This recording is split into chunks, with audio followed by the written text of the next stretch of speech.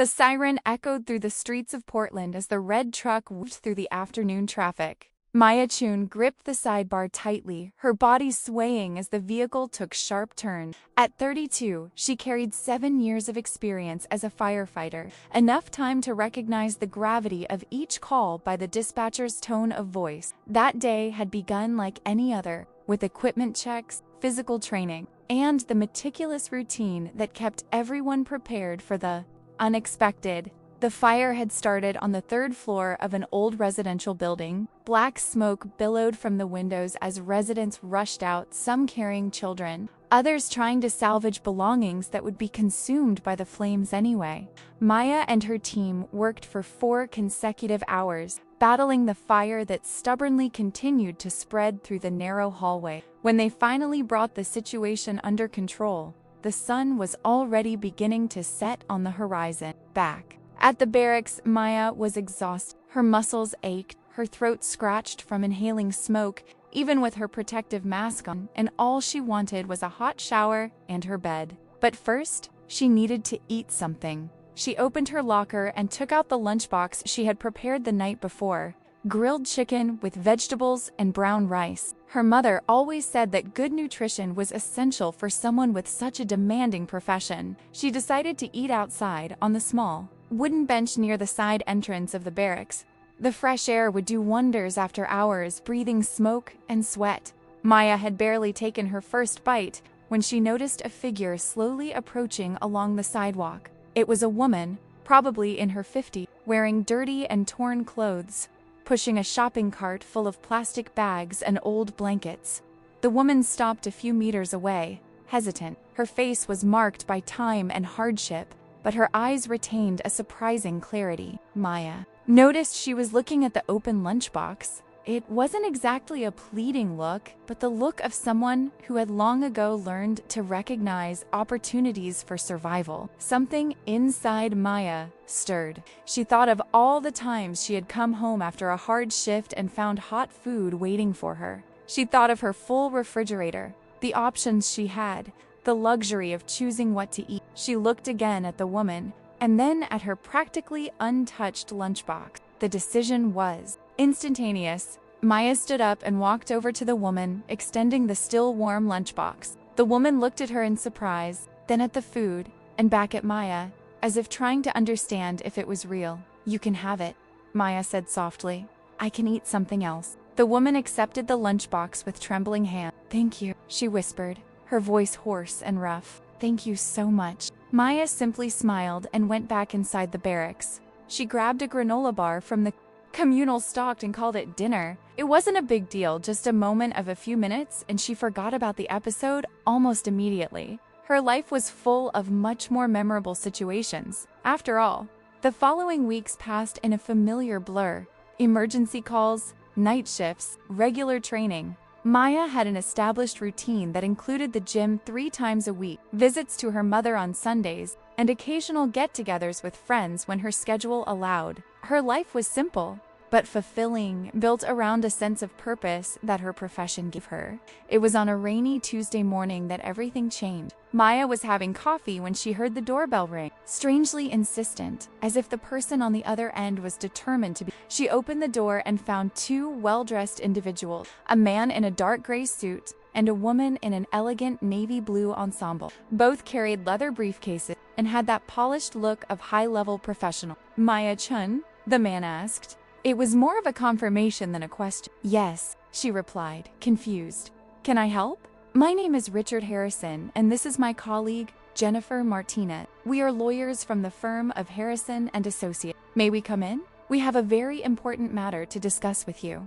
Maya let them in, still trying to process the situation. Lawyers at her door on an ordinary Tuesday morning. Her mind raced with possible reasons. Some legal problem she was unaware of? Some work-related complication? They sat down in the small living room. Jennifer opened her briefcase and took out some documents. "Ms. Chun, do you remember giving your lunchbox to a homeless woman about 3 weeks ago?"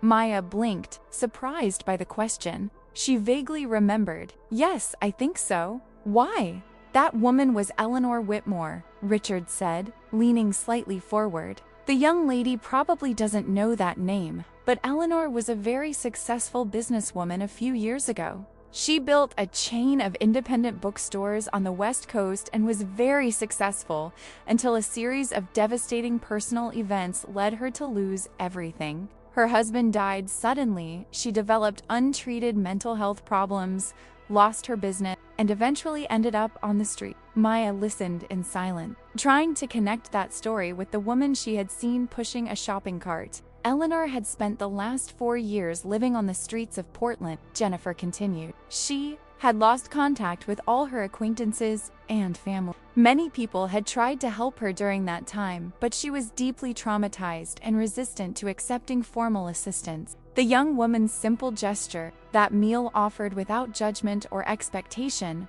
was a turning point for her. "What do you mean?" Maya asked. Richard smiled slightly. After that day, Eleanor began frequenting the same place, hoping to see the young woman again. She didn't see her, but she ended up talking to one of her fellow firefighters who directed her to a nearby social services center. For the first time in years, Eleanor accepted help.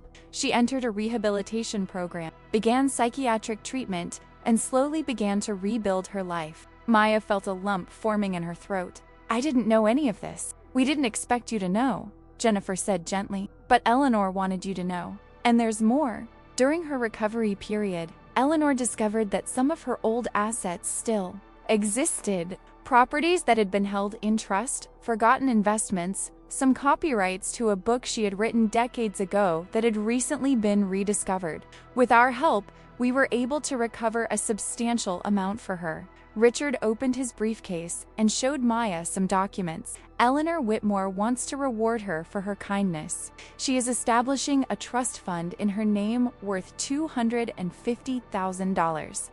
Maya felt as if the ground had disappeared beneath. $250,000? But I only gave her a lunchbox. Anyone would have done the same, but most don't," Jennifer said softly. And for Eleanor, that wasn't just a meal. It was a reminder that she was still seen, still mattered, still deserved dignity. It motivated her to seek help when nothing else had worked. "I can't accept this," Maya said automatically. "It's too much money for something so small." Richard shook his head. Eleanor had anticipated this response.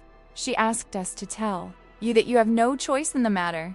The fund has already been laid, but there are conditions." "Conditions," Maya repeated. Jennifer smiled. "Eleanor wants you to use some of the money for yourself, to improve your life in any way you wish. But she also wants a portion to be used to help other firefighters or first responders who are facing difficulties. And finally, she asks that you consider sharing your story publicly to inspire others to perform small acts of kindness." Maya didn't know what to say. It was completely surreal. She had worked hard all her life, saved every penny, and now suddenly she had $250,000 because of a gesture she barely remembered making. The lawyers spent the next hour explaining the legal details of the trust fund, how she could access it, and the tax obligations involved. Maya signed seemingly endless documents, her mind still trying to process the reality of the situation. When they finally got up to leave, Richard handed Maya a white envelope. "It's from Eleanor," he said. "She wanted you to have this." After the lawyers left, Maya sat in her office for a long time, just staring at the envelope. Finally, she opened it, her fingers trembling slightly. Inside was a handwritten letter on quality paper, the handwriting a little shaky but legible. "Dear Maya," the letter read, "you don't know me, but your act of kindness has changed my life in ways you could never imagine. I had spent so much time invisible, treated as less than human, that I began to believe that was exactly what I was. Then you saw me. You treated me with respect and dignity without asking for anything in return. That lunchbox nourished more than my body. It nourished my soul and reminded me that I was still a person who deserved to live. I can't give you back the years I lost, but I can't try to repay the kindness you showed me. Use this gift wisely and know that every dollar represents my eternal gratitude. With love, Eleanor Whitmore. Maya read the letter 3 times before finally putting it aside. Tears streamed down her face, tears she hadn't even realized were falling. She thought of all the times she had passed homeless people, sometimes giving them a few dollars, sometimes just moving on. She thought about how easy it was to become desensitized to suffering when you saw it every day. That money would change her life. She could pay off the rest of the mortgage on her small house. She could finally take that trip to Japan she had always dreamed of. She could invest in her continued education. But as these possibilities ran through her mind, she kept returning to Eleanor's words, small acts of kindness, helping others who face difficulty. Maya spent the following days in a state of semi-shock. She told her mother, who cried and hugged her for long minutes. She told her colleagues at the barracks, who reacted with a mixture of surprise, joy, and disbelief. The story began to spread, first locally, then regionally. A reporter from the local newspaper contacted her requesting an interview. Maya initially hesitated, but then remembered Eleanor's request to share the story. The interview was published on a Thursday. By the weekend, it had been picked up by news outlets across the country. Maya's phone wouldn't stop ringing. Television programs wanted to interview her. Community groups invited her to speak. Charities contacted her, asking about the foundation she was supposedly creating. It was this last point that really made Maya stop and think. A foundation? She hadn't planned it, but the more she thought about Eleanor's circumstances, the more the idea made sense. She could use some of that money to establish something permanent, something that would continue to help people long after the $250,000 were gone. Maya contacted Richard and Jennifer again, this time as a client seeking legal advice on how to establish a nonprofit organization. They guided her through the process, helping her structure a foundation dedicated to providing assistance to first responders and their families facing financial hardship or personal crises. The Marmita Foundation, as Maya decided to call it, was officially established 6 months after that rainy Tuesday morning. She used $100,000 from the trust fund as initial capital. To her surprise, donations began pouring in as soon as the foundation was announced. Ordinary people sending $20, $50, $100. Local businesses offering larger contributions. In less than a year, the foundation had over $500,000 in assets. Maya continued working as a firefighter. She turned down several offers to become a full-time motivational speaker or to write a book about her experience. That wasn't her path. She was a firefighter, and despite everything that had happened, that identity still defined who she was. But her life had changed in subtle and profound ways. She now had financial security for the first time. Her house was paid off. She had taken that trip to Japan and been amazed by the beauty of Kyoto during cherry blossom season.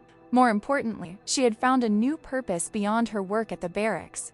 The foundation began to make a real difference. A firefighter in Eugene whose son needed expensive surgery received a donation that covered the medical expenses. A paramedic in Salem who was battling cancer received assistance to pay her bills while undergoing treatment. A family of a firefighter who had died in the line of duty received support for their children's education. Each story touched Maya deeply. She read each request for assistance personally, even though the foundation's board advised her to delegate this task. She wanted to meet the people being helped, understand their struggles, and witness the difference that a little support could make. It was during a foundation awards ceremony, 2 years after that initial encounter, that Maya finally met Eleanor in person. The woman who entered the hall was unrecognizable from the figure who had pushed a cart down the sidewalk.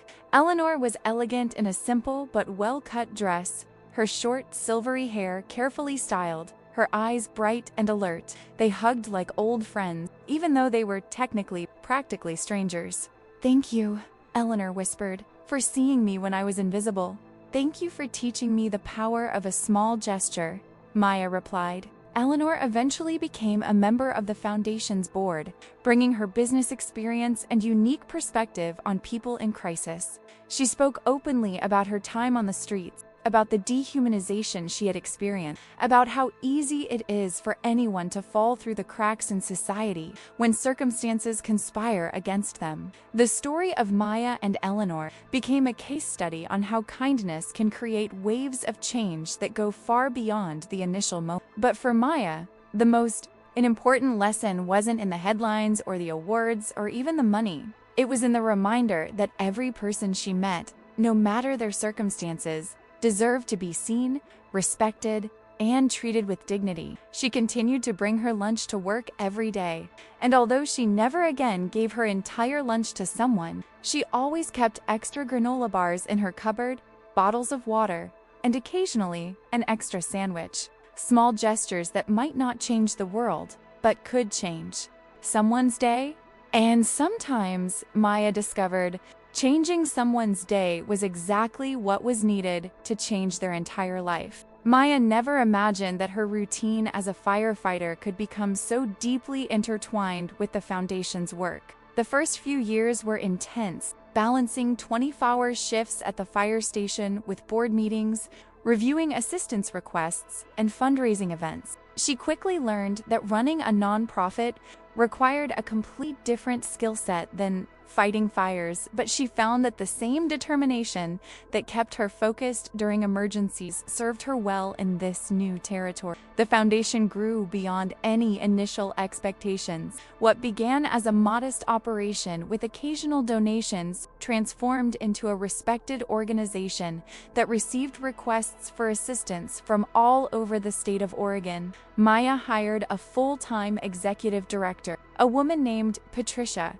who had worked in nonprofit organizations for 15 years and understood the intricacies of fundraising and program management. But Maya insisted on maintaining direct contact with the beneficiary. Every Friday, her day off from the firehouse, she visited at least one family or individual who had received assistance from the Foundation. It was these visits that kept her connected to the central purpose of the work. She met a paramedic in Bend who had lost her home in a bushfire and was trying to rebuild her life while continuing to respond to emergencies. She met a retired firefighter in Medford who was battling early onset dementia and whose wife was overwhelmed caring for him alone. She met a young emergency medical technician in Astoria who had suffered serious injuries in a traffic accident and was facing months of rehabilitation without income. Each story reinforced Maya's understanding that first responders, despite being the first to help others in times of crises, were often left helpless when facing their own emergencies. The system simply wasn't structured to support them adequately. Health insurance with huge gaps, disability benefits that took months to process, salaries that barely covered the rising cost of living in many cities. Eleanor became not just a figure of advice, but a true mentor and friend. They had lunch together every 2 weeks, long conversations that sometimes lasted for hours as they discussed not only the Foundation's work, but life philosophy, past experiences, and future hopes. Eleanor shared stories from her days as a businesswoman, the hard lessons she had learned about trust and betrayal in business, and what it had been like to watch her carefully constructed empire crumble piece by piece. "I blamed myself for a long time," Eleanor said during one of those lunches, distractedly stirring her salad. "I thought that if I had been stronger, smarter, more resilient, none of that would have happened. It took me years to understand that it wasn't a character flaw. It was a perfect storm of circumstances that anyone could have faced." Maya listened attentively, recognizing universal truths in Eleanor's specific experiences. How many times had she seen firefighters blame themselves for not being able to save someone, for not being fast enough, strong enough? The human tendency to internalize systemic failures as personal shortcomings was universal. The Foundation began to expand its programs. In addition to emergency financial assistance, they established a counseling service for first responders dealing with trauma, post-traumatic stress, and burnout. Maya had witnessed many colleagues silently battling inner demons, willing to or unwilling to seek help due to the persistent stigma surrounding mental health in emergency professions. Hiring trauma therapists for first responders was a challenge. They were rare and highly sought-after professionals, but Maya was persistent, using her own network and growing reputation to attract quality specialists. Eventually, they assembled a panel of 5 therapists who offered subsidized or free sessions to first responders. The results were transformative. Maya received messages from firefighters, paramedics, and police officers who said that the therapy sessions had saved their marriages, improved their relationships with their children, and given them tools to process years of accumulated trauma. A veteran fire captain from Corvallis wrote to say that after 6 months of therapy through the Foundation, he had finally stopped having recurring nightmares about a particularly traumatic call from 5 years ago. Maya shared these messages with the entire Foundation team during their monthly meeting. It was important for everyone to understand the concrete impact of the work they were doing. Numbers and financial reports were necessary, but it was the human stories that truly captured why that work mattered. Maya's personal life was also evolving. She started dating again after years, focused exclusively on work. She met Daniel, a high school history teacher, through mutual friends. He was kind and patient, qualities Maya especially appreciated given the frequent chaos of her own schedule. Daniel never complained when she had to cancel plans because an emergency call extended beyond her scheduled shift, or when she needed to take Foundation-related calls during dinners. They married in a simple ceremony 2 years after meeting. Eleanor was there, sitting in the front row next to Maya's mother. During the reception, Eleanor made a toast that brought tears to the eyes of many guests. She spoke about how a small act of kindness had changed not only her life, but the lives of hundreds of others through the Foundation's work. She spoke of redemption, of second chances, of the importance of seeing humanity in everyone we meet. Maya and Daniel bought a larger house together, a place with a spacious yard and an office that Maya could use for Foundation work. They adopted 2 dogs from a local shelter, German shepherds that had been rescued from neglect. Maya loved the symmetry of it, giving a home to creatures that had been discarded by society. But it wasn't all linear progress and celebration. The Foundation faced significant challenges over the years. An audit revealed minor accounting irregularities that, while not fraudulent, exposed gaps in its financial processes. Maya worked with Patricia to implement stricter controls, hire a part-time controller, and establish more robust review protocols. It was a painful but necessary learning experience. There was also the case of a beneficiary who misused the assistance funds. A paramedic who had received $5,000 for medical expenses was discovered to have used the money to fuel a gambling. When the situation came to light, some board members argued that the Foundation should sue to recover the funds. Maya vehemently disagreed. Prosecuting him won't help him overcome his addiction, she argued during a tense board meeting. It will only push him further into the hole. We need to learn from this and improve our verification processes. But destroying his life serves no productive purpose. After considerable debate, the board agreed not to prosecute, but rather to connect the man with addiction treatment resources. It was a controversial decision that drew criticism from some donors, but Maya firmly defended the position. First responders face disproportionate high rates of addiction due to the chronic stress of their jobs. Punishing someone for symptoms of undiagnosed trauma went against everything the Foundation stood for. The incident led the Foundation to expand its services again, this time including specific support for addiction and recovery. They established partnerships with treatment centers that offered discounts to first responders and created peer support groups where firefighters, paramedics, and police officers could share experiences and coping strategies in a safe and non-judgmental environment. Maya also began working at the legislative level, something she had never imagined doing. She testified before the state legislature about the need for better mental health coverage for first responders. She met with representatives to discuss increased funding for first responder wellness programs. It was frustrating and slow work, but occasionally it produced tangible results. A law was passed requiring all fire departments and emergency medical services in the state to offer at least 6 free counseling sessions per year for employees. Meanwhile, Maya's work as a firefighter continued. She turned down several promotion opportunities that would have meant less time responding to direct calls. She enjoyed the street work, its immediacy, the clarity of purpose that came from being inside a burning building or extracting someone from a wrecked car. Administrative politics and managerial responsibilities didn't appeal to her in the same way. Her colleagues at the barracks had mixed reactions to the fame she had acquired. Some were genuinely proud and supportive, often joking that they worked with a celebrity. Others were more reserved, occasionally making passive-aggressive comments about how she must consider herself special. Maya understood. She hadn't asked for attention, but she had received it anyway, and this created strange dynamics in an environment where teamwork and equality were paramount. She made a conscious effort to remain just another member of the team. She never mentioned the Foundation's work unless asked. She continued to take her fair share of less glamorous tasks, cleaning equipment and maintaining the station. She participated in the barracks games and traditions with genuine enthusiasm. Over time, even her most skeptical colleagues came to respect her dedication. It became clear that Maya wasn't using her experience to leverage personal gain or advance her career through publicity.age. She simply continued doing the job day after day, with the same competence and commitment she had shown before anything had changed.